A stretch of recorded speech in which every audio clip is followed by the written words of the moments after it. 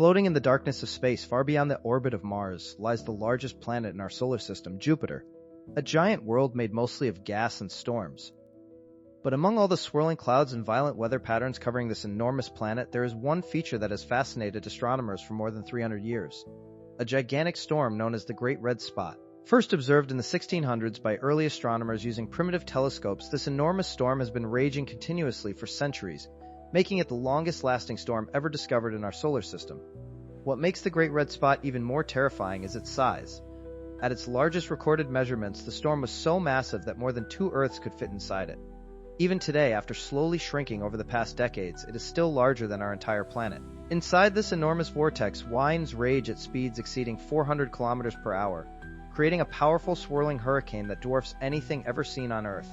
But unlike storms on our planet that fade after a few days or weeks, Jupiter's Great Red Spot refuses to die. Scientists have been trying to understand why this storm has survived for so long, and the answer may lie in the strange physics of Jupiter itself. Jupiter is not a solid planet like Earth. Instead, it is a massive ball of hydrogen and helium with no solid surface. This means storms on Jupiter can feed on energy from deep within the planet's atmosphere without being weakened by land or oceans. Beneath the colorful clouds that we see from space, there may be layers of powerful atmospheric currents that keep the storm alive like a giant engine that never stops running. The storm's famous red color is another mystery that scientists are still trying to solve. Some researchers believe that chemicals such as ammonia and sulfur react with sunlight in Jupiter's upper atmosphere, producing complex molecules that give the storm its reddish color. Others think the color may come from materials rising from deeper layers of the planet where temperatures and pressures are extreme. Even modern spacecraft have struggled to fully understand this gigantic storm.